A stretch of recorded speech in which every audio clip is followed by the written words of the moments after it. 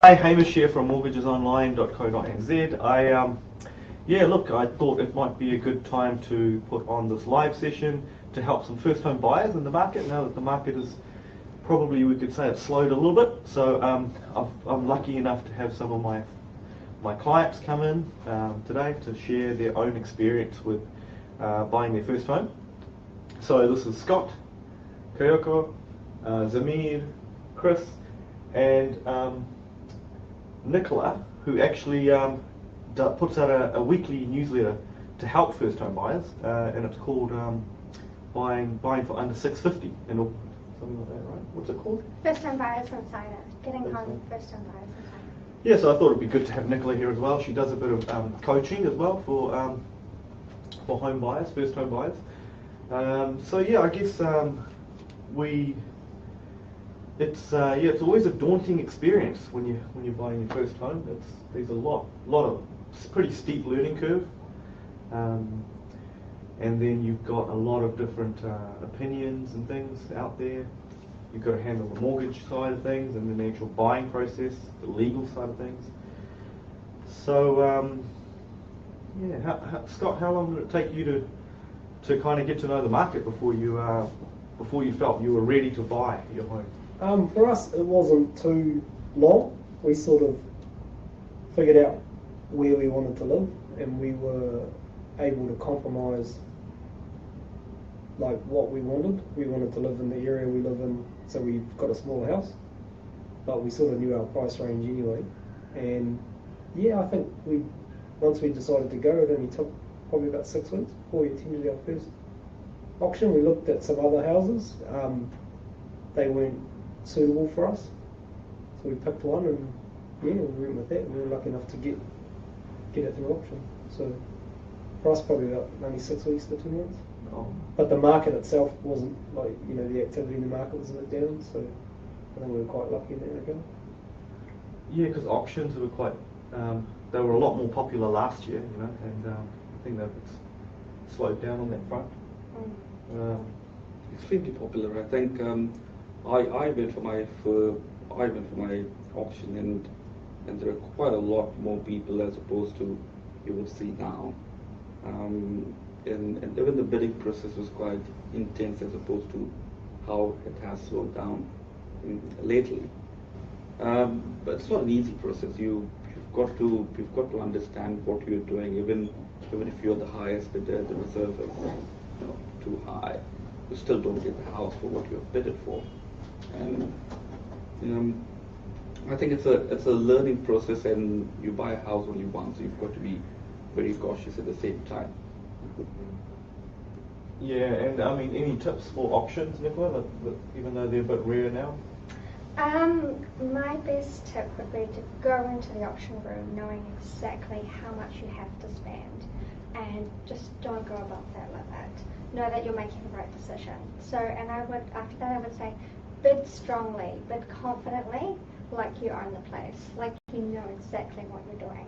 Because as soon as you show a sign of weakness, the other bidder might actually notice that and then get the confidence to go and bid over and above you. Yeah, that's right. Actually, that's good advice, because I've noticed as well that you bid fast. Your return bid should be fast, so people don't know when you're coming close to the limit of where you can go.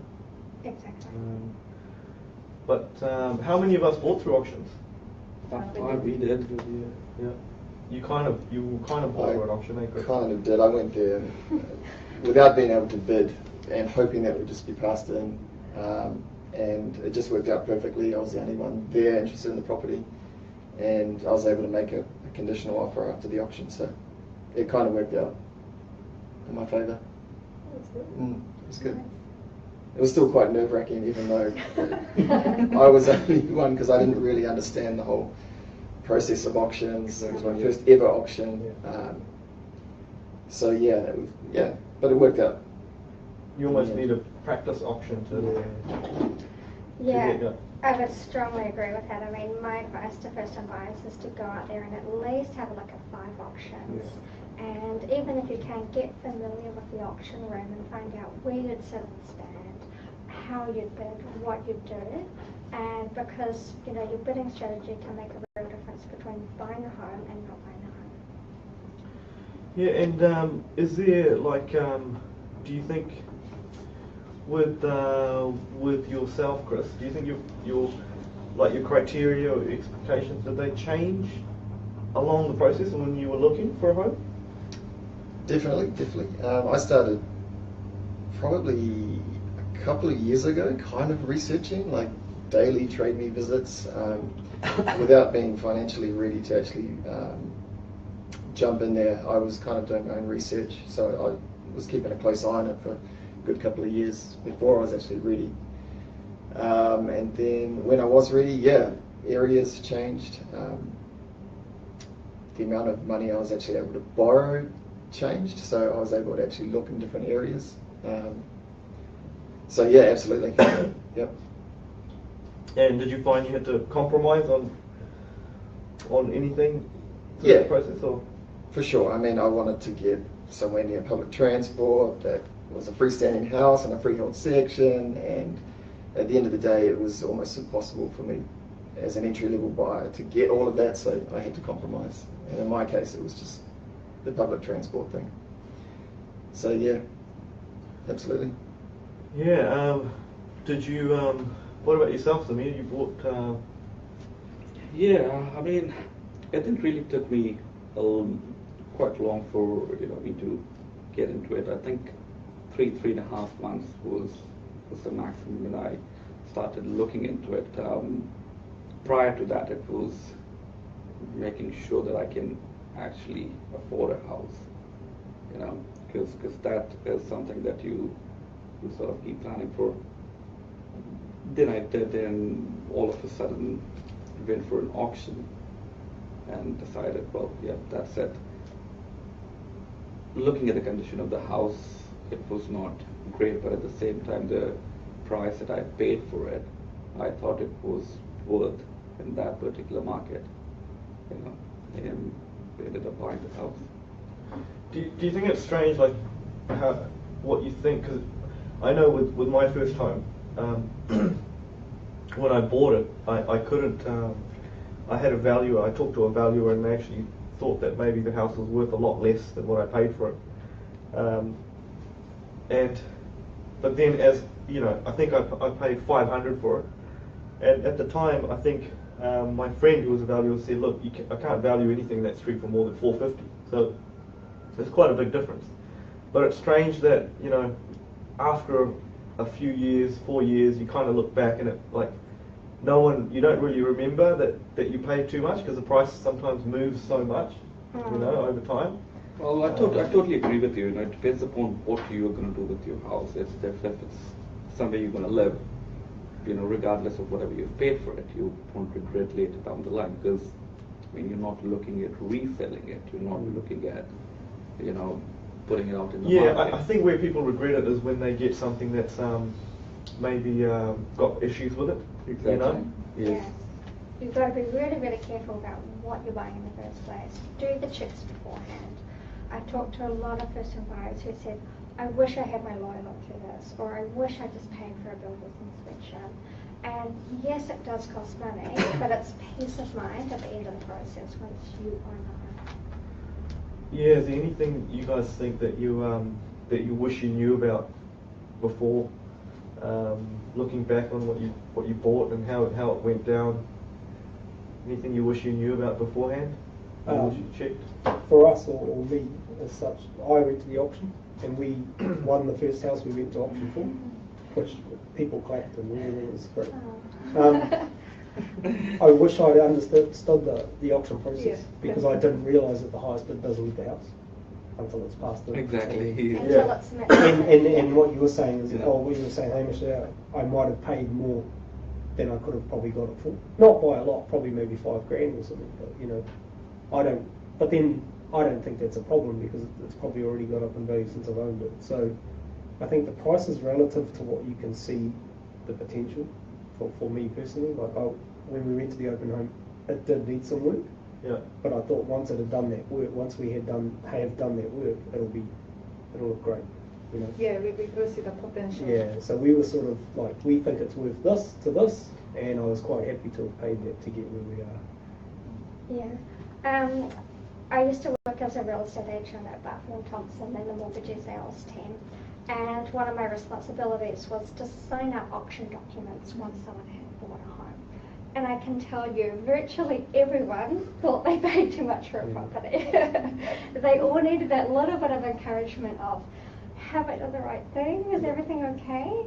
And that's totally normal to experience that. But you know, where you have to commend the buyers is that they've actually made that commitment to buy. And that's what, if you want to buy a home, you buy it, that's what you do, and you just don't look back. For home buyers, first home buyers that are listening, is there anything that you didn't budget for, that you think you wish you didn't budget for, anything that was a surprise in terms of the actual budget? For me, probably legal fees for a couple of houses that I missed out on. There was one in particular where it actually failed based on a building inspection, and it cost me obviously legal fees, the building inspection itself. Then I had another house that made an offer on and got my lawyer to check documents, and it starts to add up. And it's not like they give you like an ongoing tally of how much you owe them. It's just a bill at the end. Final and bill it's like, wow, okay. And Didn't lawyers realise it was going to be that much, but Yeah. I mean, at the end of the day, it's in the scheme of things, I don't regret the way it's worked out. But yeah, I guess you just got to budget for that. Yeah, because lawyers do charge differently, and there's different levels of service as well, which you might have found. But Oh yeah, absolutely. I mean, you would find a lawyer who is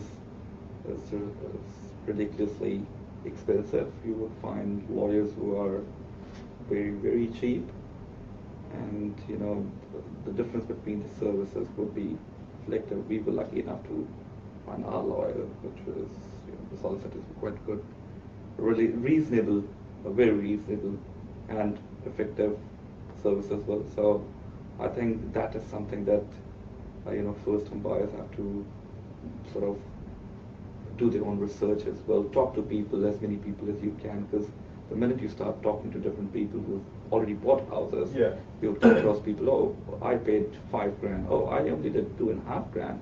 So Yeah. you come across people and you start talking to them, and the more you talk, the more you find out, okay, this is exactly the same thing done by the other lawyer. yeah. It's all about who you know. Yes. Yes. Yeah. I would estimate the average is about $1,500 for a standard conveyancing. Would you agree with that? Yeah, 15. It's getting a little bit more expensive, but yeah, Yeah. 1,500 to 1,700 would give you, I think, a quality lawyer. And yeah, I mean, the lawyers do charge differently for the properties you miss out on as well. Some kind of the odd one or two they won't charge for, but some will charge you the $300 maybe an hour. Some charge $300 for the ones you miss out on. So it's a good idea to check that and just know what what you're in for as well, I think. Yeah. There's I think a couple of ways that you can possibly use the real estate agent to help you reduce those lawyers' fees. For example, you can ask the real estate agent to have or carry out a title check for you. And if there's any interests on the title that are particularly sort of interesting, maybe for a cross lease, for example, you can actually ask the agent to obtain that interest for you without any cost, and then hand it straight on to the lawyer. Yeah, and so is there anything that you worried about that you, looking back on it, that wasn't really a major? Anything? Yeah, for us, it's just a lot of money. Yeah. Pay the deposits a lot of money, and the nerve-wracking time going to the auction. Hamish was lucky enough to give me advice just to bid fast and hard, so I think that probably put off the other two bidders that we had. They probably just saw, oh, this guy's not going to give up, even though I nearly blew our budget, but carried away. But yeah, I think, I think we did all right. Yeah. Anything you worried about, Chris, that you shouldn't have? Oh, I guess it's the standard one of I've just been ripped off, really. Paying too much or buying a house that's got issues. But I guess the process is such that it prevents that happening with a conditional offer and building inspections, and if you play it safe, which I've played it pretty safe, it's pretty hard to get it. I wonder how many of us did P tests before we bought? No? I didn't. You did? Yeah. And it came in all good? It did. Yes, it was clean. That's clean. You did it? I didn't. No, I would, for a matter of $250, I think it gives you that peace of mind. I would do that. Yeah. Any regrets on your purchases, do you think? No, not from us. I think we're quite happy. Yeah, no, absolutely not. I think once you've gone through the process, once you have it, and even though you check your account every morning and you see that there's a mortgage there, but you still have a property there, you see. So eventually you are quite settled once you have the property, I think. Yeah. What about any ongoing costs that you maybe didn't budget for?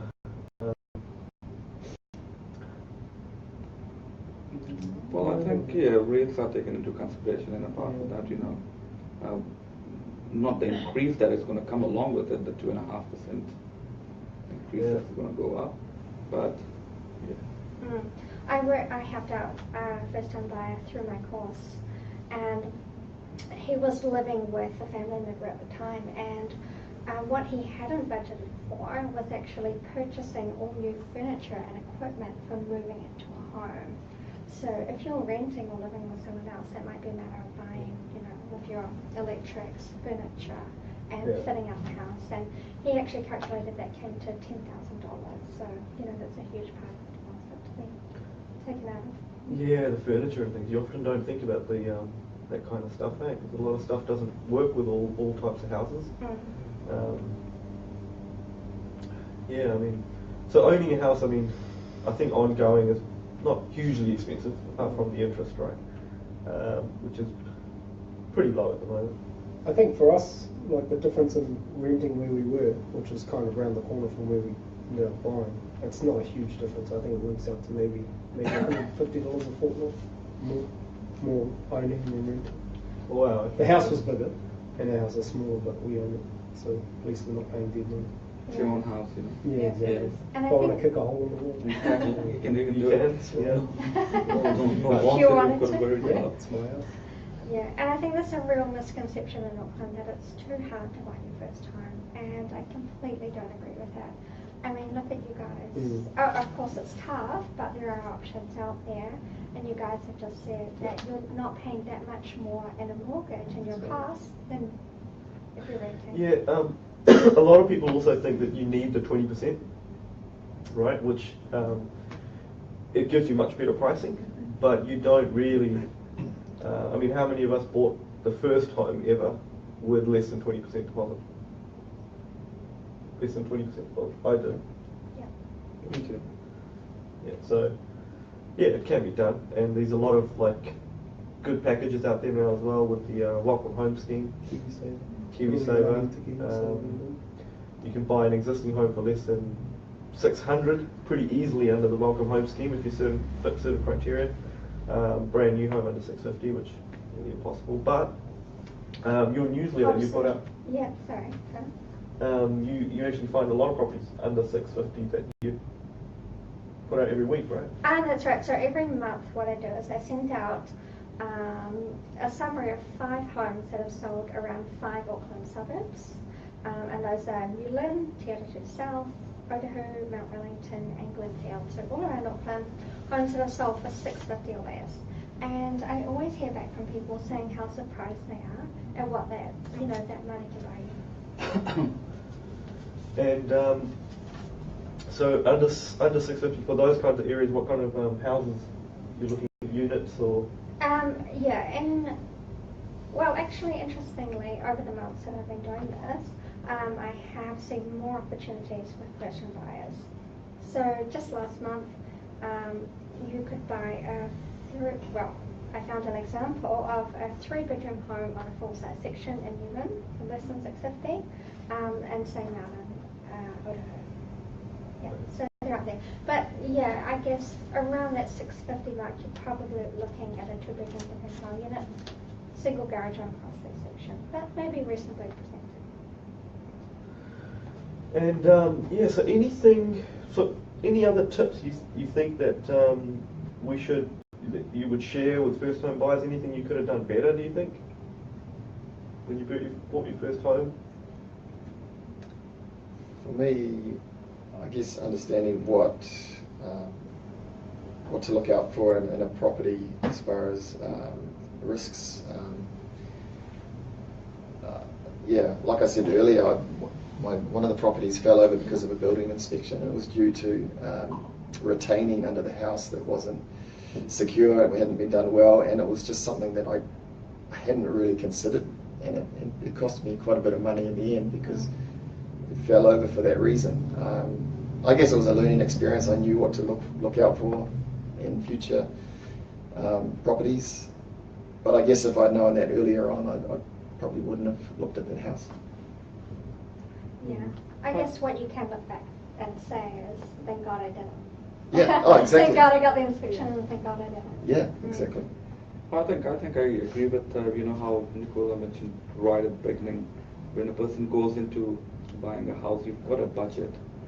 Stick to your budget. It's not the last house that you're looking at. There are plenty that you can go for. Especially in this market. Yeah. Exactly. Understanding the process, having a budget that you've both set, and then bid confidently with the budget that you have in hand. You never know, you probably might get less than that. Yeah. I think just to expand on what Zimmer said, when you budget, you have to budget for everything as well. Yes. Like, you need to know how much the mortgage will cost you. The overall budget, yes. Insurance, all the stuff you don't think of. You're like, oh, I've got the house now, the mortgage is this, or the rates is this. Oh, geez. Wow. And we just had a rates increase, and the insurance for the house, and then buy the stuff for the house. It can be an expensive purchase. Or it's just better to forecast what you may need in a fortnight as opposed to just the mortgage. Yeah, absolutely. Totally agree. Yeah, and you need to, like with mortgages, I always try and quote at a slightly higher rate because you don't know whether you'd be able to get some of those discounts sometimes. And rates can move as well from when you start the buying process to actually when you find the home. Absolutely. And also, it's very important to be, being realistic, because you probably can't find most of the people you can't find their dream house. Yeah. Especially when they're looking for a fast home. It's all the first home is kind of a stepping stone, isn't it? Sometimes it's just a bit easier to build a deposit up for the next one. Yeah. With a home than without one. Can I ask a question? Yep. These guys. So now what I do is I teach first-time buyers. I'm not a real estate salesperson anymore. I guess I'm really interested to hear what your experience of dealing with the real estate agent was. Well, we were very lucky because our friend Scarlett, she She's guided us through the from process. We knew her Thompson. anyway. We also knew Kevin Yeah. was selling the house. So in that regard, Scarlett actually came to the auction with me. And she told me what to do, and I didn't listen and just overbid. So that's exciting. But no, we were very lucky. We And didn't. Kevin's a pretty good agent. As well. Yeah, and he's there are very good ones honest out and there. straight up. Yeah, so we didn't have any problems personally. But I We mean, were lucky. what I do find, there are good ones, but there are the ones that The pushy ones too. pushy ones, but also the ones that want to just bring in the numbers to the auction room, and they'll usually get your dreams up, your hopes up, and so they'll say, oh, this $1 million house, yeah, you could get it for 600 maybe, on the day. We also went through and looked at a townhouse, which our builder friend said don't buy it because it's a townhouse. And that guy had rang us following up and said, oh, you won't give me anything, and only hung it for under 600,000. And there's plenty of things around. So I think he's just trying to. Yeah, it's good to. We didn't know him, so we went with people that we already knew, which was lucky for us. Yeah, it's good to get a lot of advice. And I think with Facebook as well, there's a lot of groups out there, and there's a lot of good information flowing these days. Absolutely, so much more. And there's so many good websites like homes.co.nz, Property Insights, Too many Bathroom options. Yeah. So I think we'll probably finish off then and go and have some dinner. But thanks for listening, everyone. And and share it and help another first home buyer out with some good info. Remember, mortgages online for your next home, and Nicola has a property coaching service as well, which is You can find me at gettinghome.co.nz or on Facebook, Getting Home NZ, all one word. And there's a link there to sign up to my free weekly newsletter if you're interested. Thanks guys. Thank you. Thank you.